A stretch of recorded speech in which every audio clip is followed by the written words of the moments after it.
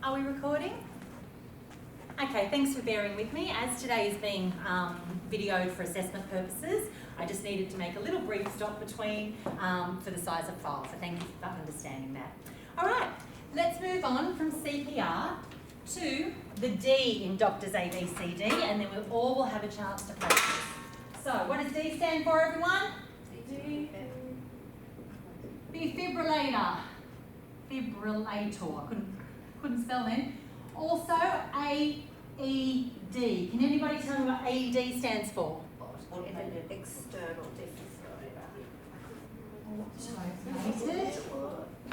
external defibrillator.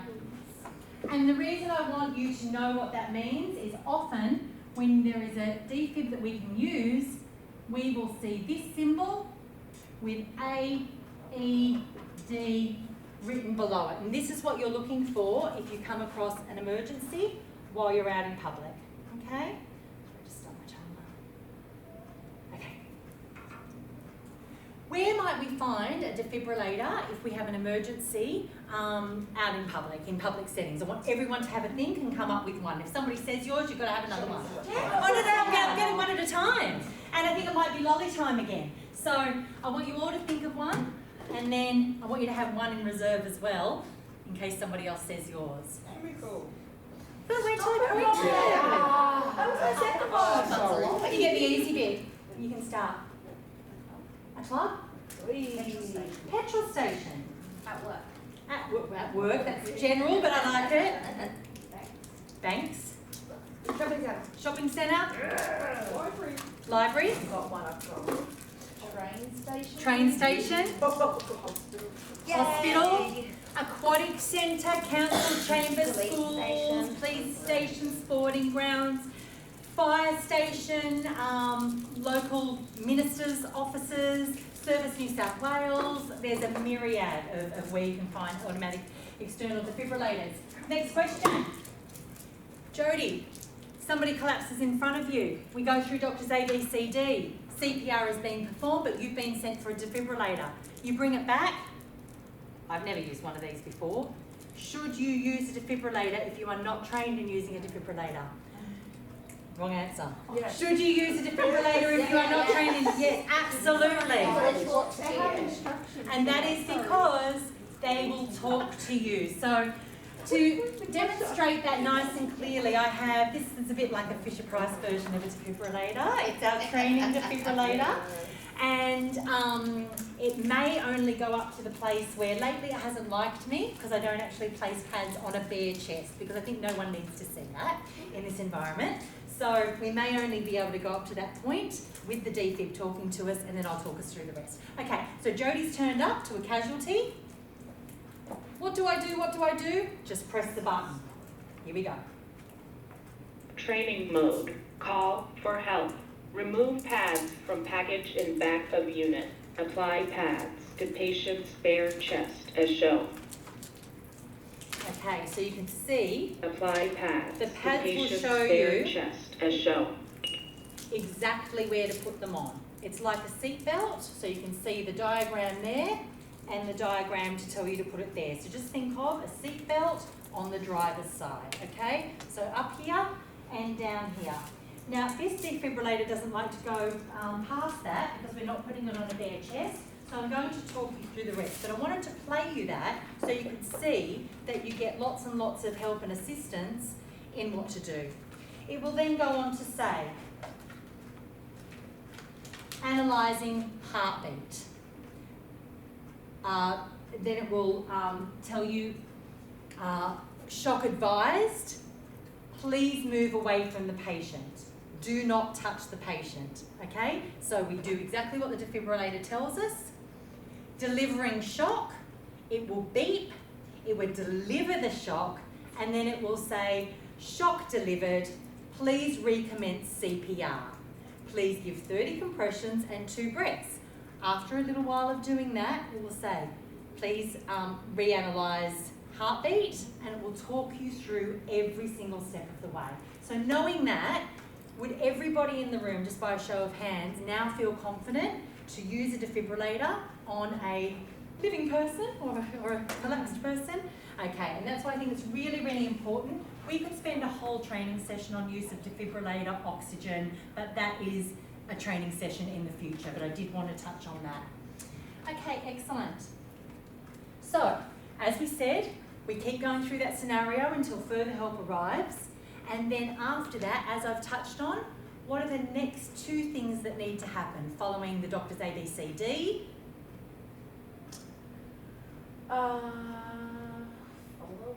Follow up in the form of incident report, which we're going to touch on now, and making sure that everybody in that scenario has had the chance to debrief and talk about the situation that they've just been through. That's above my level of experience, but at that point we would be bringing in external counsellors who are qualified to deliver that sort of support, okay? So really from the very first incident to the very end, we close that all up, and then we wrap that all up with an incident report. So I'm going to hand that out. I'd rather you didn't, or please don't fill it out yet. We're going to do that at the end of our assessment and scenario. So if you have a little read through there, you've got 1 minute to do that. Then we're going to recap our CPR principles, and then we're going to get into our practical. How's everybody feeling so far? Good. Feel like you're taking in the information? Anybody uncomfortable in any way to do with temperature or anything else? Okay, make sure you yell out. Remember to pop to the toilet and refill your water whenever you need to. Now would be a good time if you finish reading through the incident report before everybody else.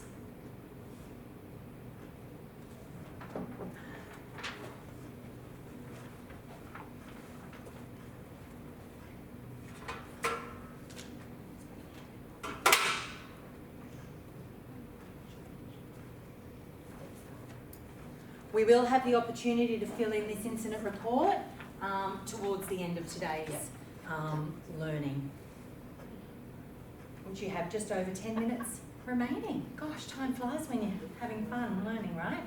Okay, I'm going to go around, and this is, well, I'm worried I'm sugaring you up too much, but hey, we all need a little bit of sugar. I want you to, I'm not going to put pressure on anybody in any particular order, but when you feel ready to tell me, probably the part of today that you feel was most surprising, or as you've all done CPR training before, something that you've learnt today, even something that might be different to something that you've learnt in the previous training, feel free to bring that up, okay? So what I want you to really do is pop your hand up when you're ready to tell me which part of these facts you feel really surprised, or you learnt something new or stayed with you today. Who's ready to go? Who's ready to start me off? Yes, Jen? I learned something new, and after doing previous CPR courses, a child is only one hand. It's always been two hands. I've been taught. That's, you know what, that's really interesting to learn, because I've had that feedback from other groups in that some, I'm following the Raw Life Saving guidelines for teaching CPR and the Australian, which work off the Australian Resuscitation Council, or ARC, if you see that acronym, but different ambulance services, I know St John's might teach slightly differently. So again, with Natasha's question earlier, and that wouldn't be necessarily a problem, but we might just decrease the force, the pressure a little bit. And really, any attempt at CPR is better than no attempt at CPR. So I think, you know, any attempt with your level of training, I really always talk about level of training. You don't want to go in and perform a tracheotomy because we haven't been trained for that. But working within your level of training, do what you remember at the time with your best intentions, with whichever theory you've been taught, and under the Good Samaritans Act, you are protected. If you do a tracheotomy, you're not. You might be civilly sued, so make sure we always work within our level of training. Okay, that's great, Jen. Get a lot, get a big fat one. Woo! Who's ready to share? Don't make me call names. I hate calling names. I was actually with the infant, 1/3 depth. I didn't realise it was the same as adults, but obviously it makes more sense for pressures as well. But yeah, I just thought it would be less. Well, it's the same proportion. Yeah, That's why we don't say an inch, 2 inches, because, well, an inch on me would be different to an inch on a man. True. You know? Yeah. So 1/3 is just a good basis to, oh, that would be disappointing. Who's ready to share? Jodie. I always keep forgetting that, like, the tilt on a child, I always thought it was flatter, because with our examples, we always have children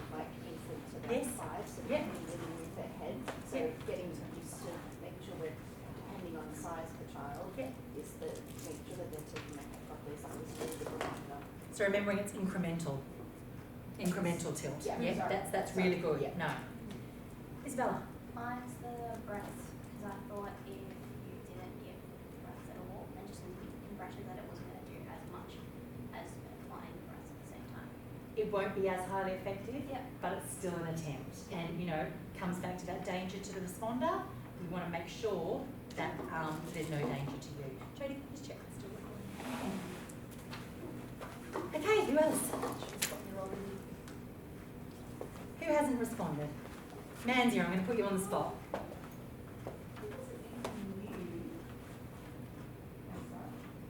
That's okay. That means that you know your content really well, and that gets a lolly as well. Has anybody not had a lolly or a response? No? Okay. Well, I'm going to keep pushing on because it's time for scenarios. So we're going to split into groups. I actually have 4 mannequins. So I might just, if you don't mind me arbitrarily going group, group, group, group. I'm going to give you all a mannequin and a baby. I want you to have a practice on both the mannequin and the baby. And we aren't going to go through the full doctor's ABCD now. We're just going to do our CPR assessment. However, because I have the same group now as for the previous training, when we fill in the incident report, we're going to go back to the scenario from last training, which I'll recap, and then continue on with the CPR and defibrillation knowledge that we've done now. Okay? So I want you to practice on both a baby and an adult, then I'm going to come around and assess for 2 minutes. So we'll do learner A, which is the front line, for 2 minutes, learner B for 2 minutes, and then we can wrap up, fill in our reports and fill in our assessments, our feedback forms, and go from there. Everybody okay? Yep. Any questions? Nope. Okay. Kat and Jodie, you're on the table. Robin and Natasha, if you'd like to set yourself up here. Manzia and Isabella, if you'd like to set yourself up here. Now, before we start, the sanitizer, if I can just reiterate, is over here.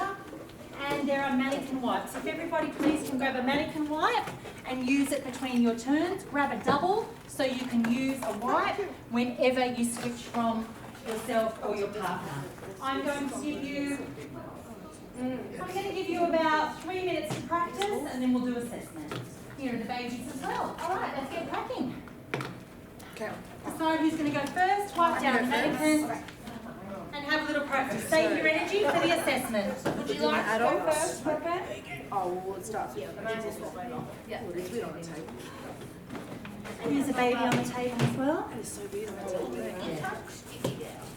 You may want to practice on the baby while your partner is practicing on the adult. We're not going to really practice child today because we don't have the child mannequins. I actually did child one for Royal Life. We actually funded a child. First time we got a child one in Royal Life. It was really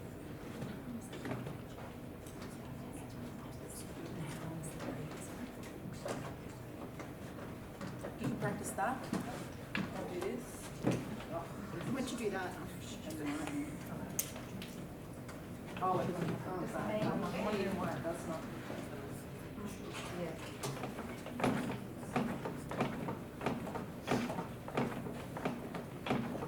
I feel like I can't get my like low. Yeah, shouldn't it be there? Shouldn't it? Yeah.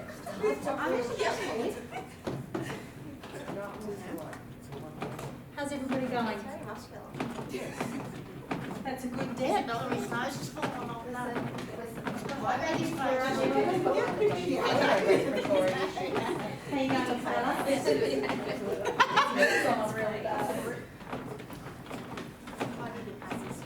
Make sure we're singing the Macarena or Baby Shark or Staying Alive in our mind. The timing in our mind being the operative words. I actually have a harder time doing this than that. Yeah, I'm the same touch. This is not very. I get cranky.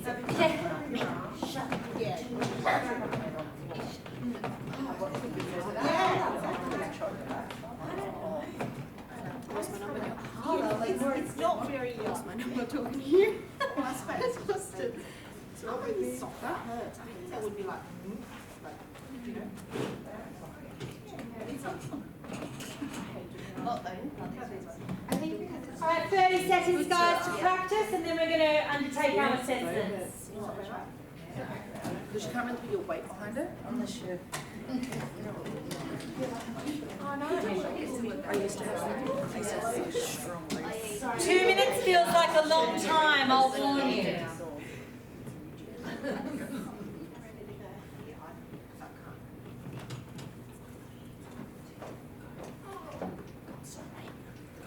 You know, I hate the story behind this face.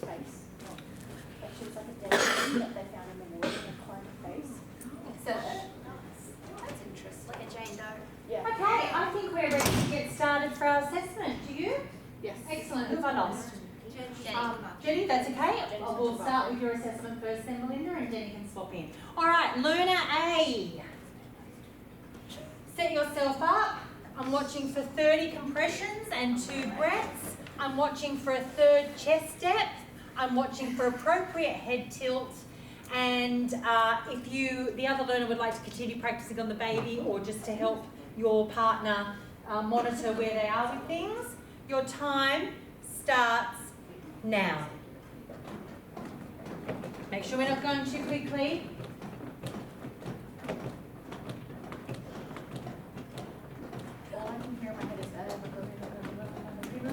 That's good. I can hear Macarena in my head as well.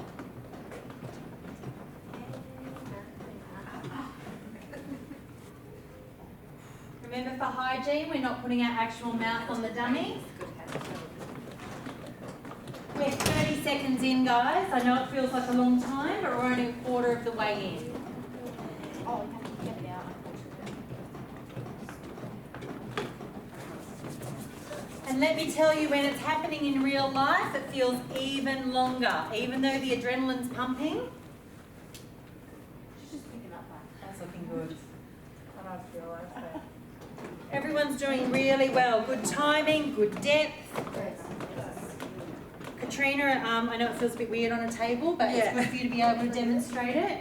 If you have any trouble with your knee, we can adjust the amount of time for the assessment. Split it into 2 separate minutes, okay? So you let me know. Yeah. Jodie, if you prefer to put it on the floor for your turn, that's absolutely fine. Yep, that's no problem at all. Guys, you've got 45 seconds left. I know it feels like forever. Jenny, I like that you're doing the Macarena. It's a good way to stay calm in an emergency situation. 15 seconds left.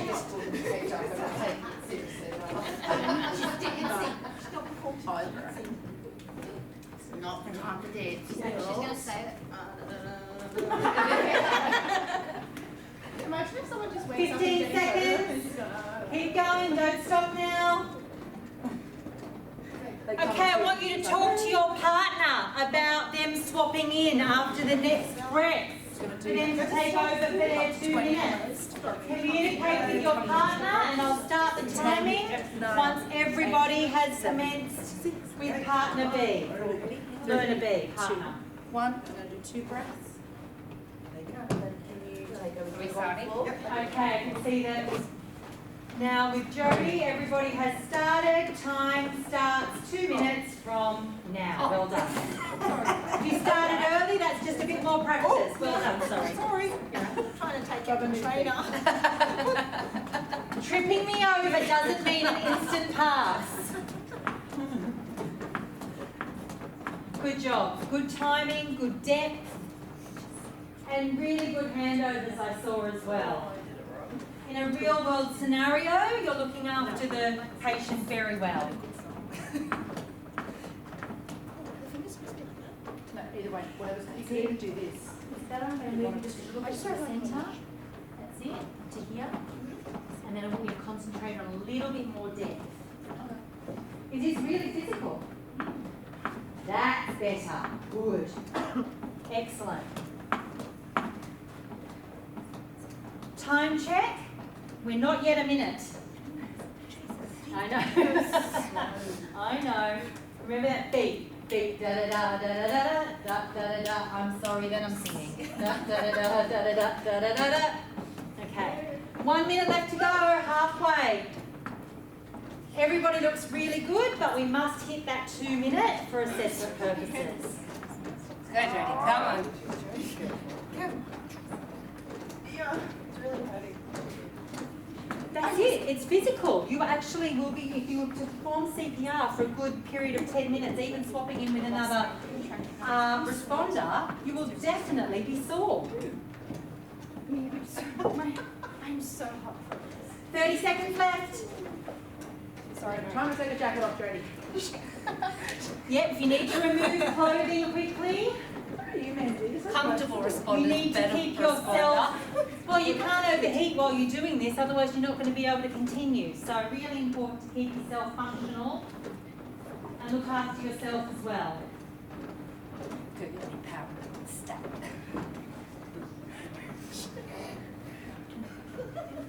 And the ambulance has arrived, so you can step back, fill in the ambulance as to what's gone on till now. Guys, I will just point out one more thing about the defib. If an ambulance paramedic arrives, I want you to hand this to them because there's a chip in the defibrillator that will tell the ambulance responders, the paramedics, exactly what's happened now in terms of shocks delivered. So it gives them all the information they need to properly treat from here on in. You guys can go back to your seats. Well done. You want us to bring these back up to you? No, don't worry about wiping anything or bringing anything back. I'll sort that out afterwards, and I'll wipe them all down and make sure they're stored and sanitised. Now guys, I'm going to make a bit of an adjustment as we go. I'm aware that we've run a little bit over time for this session and I'm very aware of the time you've given me. So I'm going to incorporate the incident report filling out into our next session. That makes sense anyway because it shows you where you can find those reports the next session. So at this point I'm going to wrap up. I think I can safely say, and I hope you all agree, that we've achieved the learning outcome of recapping Doctors ABCD and CPR theory. Everyone's has passed the assessment. Well done. Thanks. Are there any final questions? No. That's great. Straightforward. That means we've covered everything. Well, in that case, I'm going to hand you out my my learner feedback form from this session.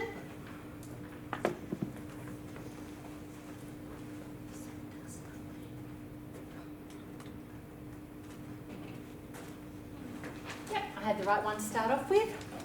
There we go. If you can fill that out and return it to me, we'll have a 5-minute break and then we'll come back and we're getting on with our third and final session, another 40 minutes in this training room, which is all about company culture and some policies and forms. So please make yourselves comfortable and I'll see you back in 5 minutes' time.